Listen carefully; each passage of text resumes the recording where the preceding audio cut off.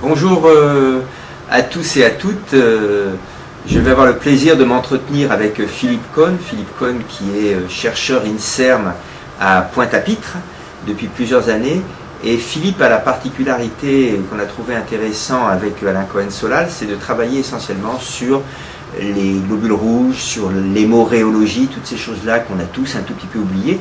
Et c'est vrai qu'on a oublié, alors qu'on est spécialiste des maladies cardiaques et vasculaires, que certes il y a un contenant, mais il y a aussi un contenu, et ce contenu peut interférer sur les pathologies. Alors je vais voir avec Philippe un petit peu les nouveautés. Dans la communication qu'il a fait, on a appris plein de choses nouvelles. Donc tout d'abord, Philippe, est-ce que vous pouvez nous rappeler un petit peu, très rapidement, ce que c'est que l'hémoréologie et quelle importance ça peut avoir pour nous cardiologues? Alors, en quelques mots, l'hémoréologie, c'est l'étude des propriétés biophysiques et d'écoulement du sang. Donc on étudie plus particulièrement la viscosité sanguine et puis ensuite les propriétés de déformabilité et d'agrégation des globules rouges. En physiologie cardiovasculaire, en fait classiquement on attribue un effet délétère de l'augmentation de la viscosité sanguine sur la fonction vasculaire, notamment sur les résistances vasculaires, et il semblerait que depuis quelques années on assiste à une modification, un changement de la perception des gens vis-à-vis de la viscosité sanguine, puisqu'il a été montré que sur une fonction vasculaire intacte, une augmentation de la viscosité sanguine, si elle n'est pas trop large bien sûr, au contraire favorisait une vasodilatation et donc une adaptation de la fonction vasculaire bénéfique à l'individu. Donc comme vous l'avez bien dit, vous avez parlé de fonction vasculaire donc intacte, ce qui n'est pas souvent le cas chez nos patients, en particulier quand ils ont des facteurs de risque, même s'ils n'ont pas de pathologie avérée. Et puis en plus, d'après ce que j'ai retenu, ce que vous aviez dit, et ça on s'en est rendu compte un tout petit peu aussi, c'est que le problème qu'on a, c'est que les vaisseaux ne sont pas des tuyaux rigides et qu'il peut y avoir une interaction entre le contenant et le contenu. Et c'est un petit peu ce dont vous nous avez parlé. Quelles sont les grandes nouveautés justement entre l'effet du contenu sur le contenant? Les globules rouges, en fin de compte, ils transportent que de l'oxygène, c'est ça leur seul boulot? Non, alors une des grandes nouveautés, c'est ce qu'on appelle, de façon un peu compliquée, la fonction érythrocrine du globule rouge. Et en fait, alors il y a plusieurs décennies, on pensait que le globule rouge était juste un sac à hémoglobine, et donc son rôle était juste un rôle de transport de l'oxygène, même si c'est important. Mais il semblerait aussi qu'il joue un rôle direct sur la modulation de la fonction vasculaire. Et on a montré par exemple que le globule rouge, en 2006, avait une hémosynthase érythrocytaire, donc du même type que la hémosynthase endothéliale, qui est fonctionnelle et qui est capable de produire du monoxyde d'azote. Et il a été montré que ce monoxyde d'azote produit par les globules rouges avait une efficacité au niveau des processus de vasodilatation. Donc ça place le globule rouge également, pas au centre, mais en tout cas comme un gros contributeur de la modulation de la fonction vasculaire et des résistances vasculaires. Et alors donc tout à l'heure vous nous avez parlé de fonction vasculaire normale. Si maintenant je suis un patient qui a un facteur de risque, qui est un peu hypertendu, qui fume, qui a des parois qui ont perdu un petit peu de leur capacité, comment ça va se passer un petit peu cette interférence? Ça va au niveau de vos globules rouges, est-ce qu'ils peuvent interférer aussi sur cette paroi? Oui, alors ce qui a été, il y a une étude, il y a plusieurs, mais il y a une étude notamment qui a montré que par exemple chez les coronariens, on avait une dépression de l'activité de la hémosynthase érythrocytaire et du coup ils étaient moins capables de produire du monoxyde d'azote. Donc suggérant que ça pourrait également contribuer au processus de rigidification des artères, etc. Et il y a également une étude chez l'animal qui a clairement montré sur la souris knockout sans inos, hypertendue, etc. que lorsqu'on restituait des cellules circulantes qui étaient capables de produire du monoxyde d'azote, eh bien on normalisait la pression artérielle. Donc ça place le globule rouge comme un contributeur important dans la modulation de la fonction vasculaire. Donc nos patients n'ont pas que leur contenant qui est altéré, mais le contenu peut aussi mal fonctionner, et donc il y a une interférence entre les deux. Ouais. Alors si je les entraîne, est-ce que je vais rétablir? Alors c'est une bonne question. Pour le moment, il y a très peu de travaux qui ont focalisé sur le réentraînement des patients vis-à-vis de cette hémosynthase.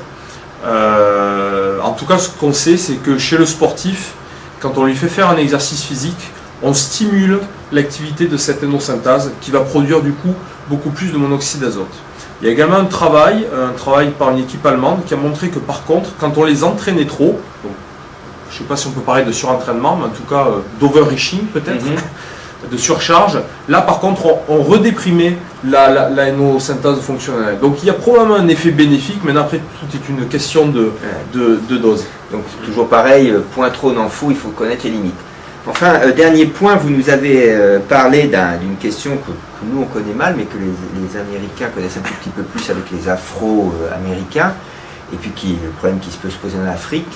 On avait eu le cas d'un joueur de football de l'équipe de France, alors lui c'était pas une drépanocytose, c'était une thalassémie, je crois, c'est ma mémoire bonne, qui quand il est monté en altitude, il s'est pas senti très bien, je sais plus. Et on s'en est rendu compte qu'à ce moment-là, ce qui montrait le suivi de nos athlètes. Donc la drépanocytose et le sport. La drépanocytose, est-ce que ça doit faire partie des contre-indications pour la pratique sportive? Alors, il y a deux choses dont je ne vais pas parler aujourd'hui. Il ne faut pas confondre trait drépanocytaire et drépanocytose, parce que c'est une maladie autosomique récessive. Donc ça signifie qu'une personne peut avoir une copie du gène muté, mais elle ne va pas exprimer la maladie, parce que c'est récessif. Là on parle de porteurs du trait drépanocytaire, et c'est le cas par exemple aux Antilles, on a environ entre 8 et 10% de la population qui est porteur du trait drépanocytaire. Ils n'encourent aucun risque. Maintenant après il y a quelques restrictions effectivement à haute altitude, où là on peut avoir une séquestration splénique ou ce genre de choses, et c'est ce genre de problème qu'avait fait le footballeur. Voilà, le footballeur qui était porteur de trait drépanocytaire. Maintenant c'est très très rare, mais ça a été parfois décrit dans la littérature. Pour ce qui est du drépanocytaire, pour l'instant c'est très simple, on les autorise pas trop à pratiquer on les autorisait pas trop à pratiquer une activité physique. Maintenant les choses sont en train de changer. Les drépanocytologues,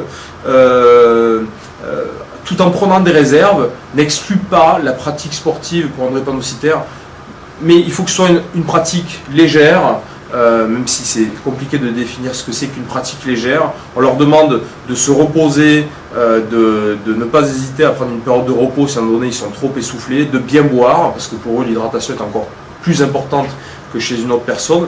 Donc on les autorise à pratiquer, mais c'est une pratique légère. Maintenant la question est de savoir si une pratique quotidienne peut participer au bénéfice, peut avoir un bénéfice clinique dans cette population. Et là, la question est complètement ouverte.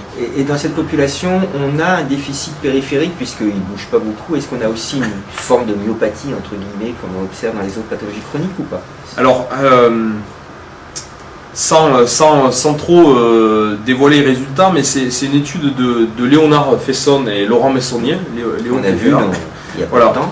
Alors, je sais que je ne veux pas trop dévoiler parce que c'est un papier qui est en cours de publication, ils l'ont soumis, mais je sais qu'ils ont fait des biopsies musculaires chez le drépanocytaire, homozygote, SS, et qu'ils ont décrit un certain nombre d'anomalies, à la fois de la microcirculation, également des anomalies au niveau enzymatique, avec, si je me souviens bien, une diminution de l'activité des enzymes oxydatives, ou ce genre de choses. Donc, probablement, c'est le fruit d'un déconditionnement, mais il y a peut-être aussi, à force de faire des occlusions répétées au niveau musculaire, il y a peut-être aussi des adaptations qui se font. Donc on se retrouve quand même sûrement avec ce cercle vicieux de la sédentarité qui touche, qu'il n'y a pas de raison que ça ne les touche pas plus ces patients, donc peut-être leur proposer ou réfléchir, comme vous l'avez dit, à une activité physique. Donc pour terminer, je crois qu'il faut qu'on retienne bien que là encore, ça a été comme quand on a découvert, vous vous rappelez, l'insuffisance cardiaque, on a traité d'abord notre myocarde, on a donné des médicaments, on a tué des gens en leur donnant des médicaments inotroppositifs. Tout d'un coup, on s'est rendu compte qu'en leur donnant des vasodilatateurs, donc en touchant simplement la post-charge, en la diminuant, on les améliorait. Bien maintenant, on en est encore un tout petit peu plus loin. Il y a aussi le contenant, il y a aussi les globules rouges qui ont un rôle, ils ne font pas que transporter l'oxygène comme nous l'a dit Philippe. Peut-être qu'il va y avoir des actions pour leur favoriser la libération de la hémosynthase. En tout cas, un grand merci parce que votre communication nous a apporté des choses, nous a montré combien on connaissait peu de choses dans ce domaine. Merci beaucoup en tout cas. Merci à vous.